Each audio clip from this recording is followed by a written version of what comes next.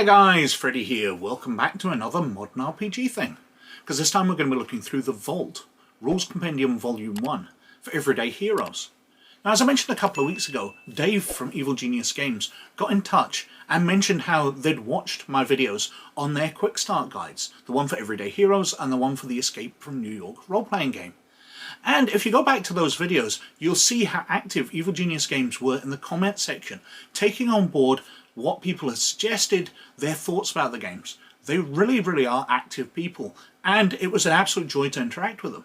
So when they offered me full copies of Everyday Heroes and this book, The Vault, I jumped at the chance because I'd loved what they'd done, and I loved the fact that they were interacting with my viewers and taking on board their suggestions.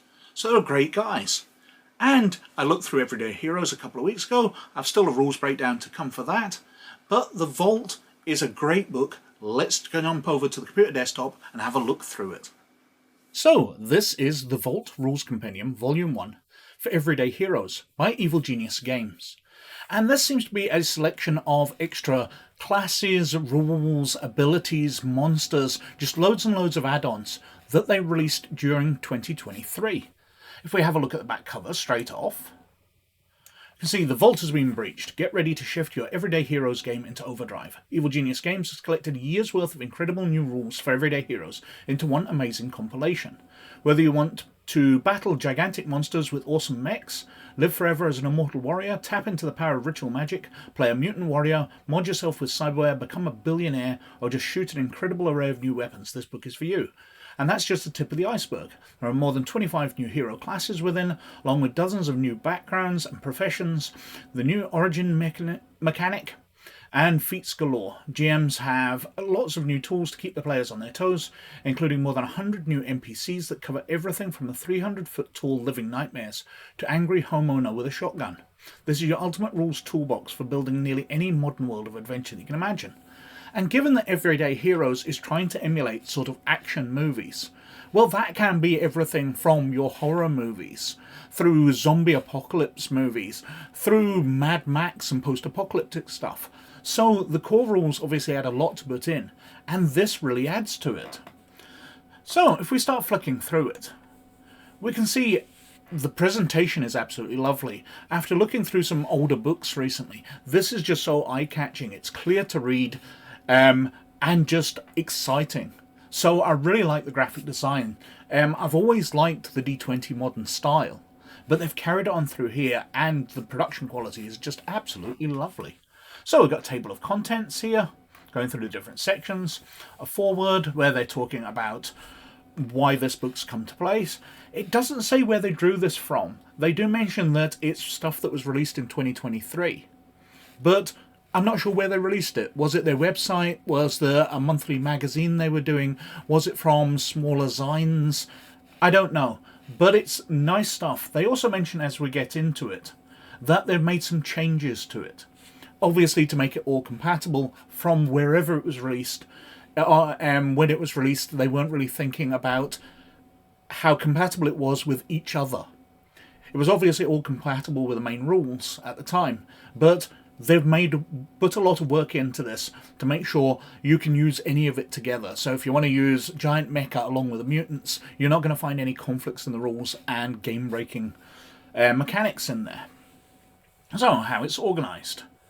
And we're straight into hero options. So basically in Everyday Heroes, everybody was a human. And it lays out that human ability scores with a starting array of that you can use for your attributes, whether your points by, rolling, and ability score limits, 20 for all ability scores. And then we've got extraordinary origins. So you can still be a human, but you can be a cyborg. And we've got various cyborg abilities and their talents. We've got immortals, obviously channeling a Highlander here, age and starting level, immortals and game balance. We've got mutants with their array of mutations. And then we've got synthetics, so artificial people. And then we're on to backgrounds. Obviously backgrounds are a big thing in 5th edition, where they help tailor your character, and there's just a huge array more here. So you can be abused or born in the slum, convict, corporate legacy, disaster survivor, refugees from a remote village, suicide survivor, violent past, war orphans. Now we've got historical ones, because if you're creating an Immortal, for example, they might be around from Aztec times or Carthaginian times, or have turned up in the ancient Egyptian empires. So we've got various things: European knights, feudal peasants, Highlands clansmen, as I said, channeling Highlander here a lot, Japanese samurai, Kurgan warrior, Lakota warrior, Malay archer, Mauryan soldier, Roman legionaries, etc. And then we've got extraordinary backgrounds. So we've got divine intervention, early cybernetics, ex-monster worshipper, a cult family raised by beasts, spaceborne. And then we're on to professions. So rather than just being a class, you add your profession to make your character a bit more interesting than just I'm a strong hero.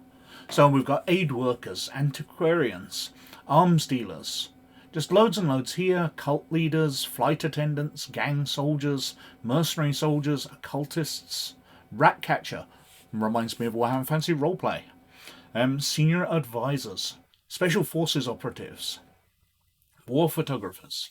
And then we've got some extraordinary professions as well. So you're an alien researcher, a cybernetics engineer, an irradiated labourer, a spacer. And we've got career paths. So you're criminal, and you can break it down into what type of crime: burglary, extortion, finance. How much hustle you put into it, whether you're scraping by or you spend all your time doing it. What criminal talents you have. If you're an office worker, how are you doing that? What department are you in? To flesh out these special forces. And then we're on to the classes. So the different types of heroes: strong heroes, charismatic heroes, etc. We've got different ones here. So we've got the billionaire, who's a smart hero, which seems like an easy choice to make. What's my character going to be? It's going to be a billionaire.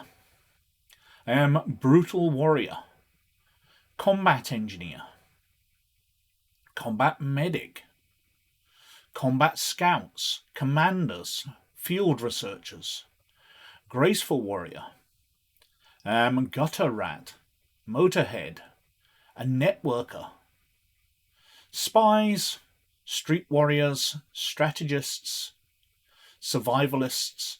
And then we've got the extraordinary classes. So alien gadgeteer, with all the things that go into that, the different types of gadgets you might have. Bonded twins, that you're a chosen one.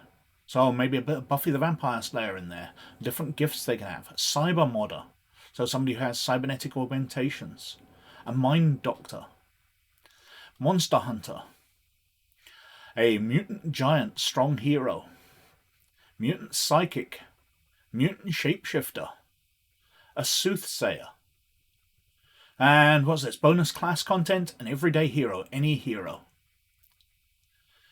And then we've got feats, obviously a core bit of 3rd edition, less relevant in 5th edition, but still give you so many options. So they're throwing in a lot more feats. We've got advanced feats here. Guardian, heavy kicks, hostage taker. Extraordinary advanced feats, so cybernetic tolerance, executioner. Immortal feats, multiclass feats. Extraordinary multi-class feats, including Alien Gadgeteer, Cyber Modders in there. And then we're on to a whole chapter on mutations. So while you had all those options to be mutants earlier, and they covered them briefly, we've got an entire section on mutations to flesh that out. So random mutations to different parts of the body, cosmetic mutations, what feats they give, beneficial mutations, you can spit acid, or you've got multispectral vision, you regenerate. You've got detrimental mutations, so your vision's not that good, you're vulnerable to psychic attacks, you're physically weak. Major ones, where you broadcast all your thoughts, or you have no legs at all. Then we're on to part 2, equipment, and I really do like these colour plates. So we've got equipment rules, proficiencies by era. So weapon conditions, talking through vehicles, and then we've got a whole load of equipment packs. We've got period gear kits. We've got different weapons. really fleshing it out, different types of swords, different types of guns, going up to quite heavy ones. We've got a section on cybernetics. So if you want to be one of those cyber heroes, we've got all the different cybernetic options we can get. Talks through cybernetic surgery, how to get more. We've got average gear here, so pharmaceuticals, headsets, designer viruses, different grenades you can get. A section on vehicles. So a few more vehicles. They were obviously covered in the main rules, going up to big tanks and things, but we've got a whole load of integrated weapons. Improvised vehicle modifications, so if you're playing Mad Max, you can put some spikes on your car and it can do more damage. Extraordinary vehicles, so sort of sci-fi ones. There's an entire carrier there and spacecraft. Got a section with core rules errata. And then additions. We've got a new section for new hero building rules. Including level 0 play there. Leveling feats up. A chapter on how to play kids, which is quite interesting. The one game I've seen where you tend to play kids is Cyber Generation. And that took Cyberpunk into a whole new direction, where instead of playing rough, tough mercenaries with loads and loads of guns, the game was very much about trying to achieve the same goals, but by embarrassing the opposition because they're being beaten by kids. So the idea of having kids, especially when you've got things like Gremlins, the Goonies, and this new Star Wars thing, Skeleton Crew, where kids are the heroes, that's a really good idea. I think you could have a load of fun as a one-shot playing a Goonies type game where you're a bunch of kids going out around about Christmas time or whatever and battling monsters and villains. We've got a new section on combat rules, fleshing those out. Including a section there on killing immortals, how to use human shields. We've got environmental rules, because obviously this is including a lot of stuff about space, so there's different gravity types, different atmospheric types. We've got a section on traps. A paragraph there on nuclear explosions, which is basically, unless you're absolutely massive, you're vaporized instantly. If you're massive, you take huge amounts of damage. Street cred, trap laws, extraordinary rules to different conditions, and then we're on to mechs. Talking through different types of mechs, different weapons they can have, ranges, explosive weapons, upgrades you can get, different support drones you can have, the conditions as the mechs take damage, and then we're on to a section about ritual magic. So obviously magic will be less common, but if you think through something like Buffy the Vampire Slayer, where magic existed, it tended to be rituals. It wasn't I cast a fireball, it was I set up a magic circle and I prepare to do this piece of magic. So we've got scales of it all, Titanic defense here, technological marvels, including lots of high-tech equipment. And then we're on to the NPCs section. So we've got talking through whether NPCs are cannon fodder, whether they're a driver, system trauma for monsters, NPCs by challenge rating, so some tables there laying them out, how hard they are, their challenge rating, and then we're going through everyday NPCs. So we've got an EMT, a socialite, a manipulative boss. Again, some lovely artwork in here. Street racers, executives, luchadors, VIPs. Then we've got everyday criminals, arsonists, heavy cartel members, violent rioters, criminal miscreants, woodland assassin, a CEO, gang overlord, modern militants, so different types of soldier. We've got an irregular soldier, base guards, tactical soldiers, captains, mercenaries, specialists, commanders. We've got a section on historical NPCs. So whether you're going to be going back and playing a section where your character was an immortal before they left their time. Got science fiction ones, so dystopian soldiers, lieutenants, officers. mutant commandos, mutant warriors, mutant psychics, onto cybernetics. So we've got cyborg surgeons, cybermod punks, big bosses, cyber soldiers, bodyguards, master. We've got different types of robots, so a targeting drone or auto surgeon, drone swarms, hunter killer drones. So we're into sort of Terminator territory here. Savage monsters, so we've got different things: a rally bug, cave screechers, cannon pillar, gore spines. Be nice if there were a few more artworks for this, because it does describe them pretty well, but images obviously sell a monster a lot more. We've got krakens, deadly plants, apocalyptic nightmares, greed horrors, pollution horrors, terror incarnate, beast of blood. Again, very nice artwork. Execution horror, rage incarnate. These feel almost more like demons. Dominion beast, a meltdown incarnate. Devastation horrors. Titanic robots, tinker swarms, mechs, mech aces. Urban fantasy, so sword goons, troglodytes. Witches. And then we're on to the section about immortal warriors: cunning immortal, industrious, immortal shinobi, a disarming immortal, sturdy immortal, resilient, ultimate immortal. Magical monsters, so Cerberus hounds, gorgons, magma guardians, Quetzalcoatl. And then we've got the index, so you can find everything. It's released on the Orc license. And that's us at the back cover. So there's a whole load in there. If you're going to take Everyday Heroes and try and do something with it in a slightly different fantasy setting, if you're doing an Immortals game, you want to do something like Highlander.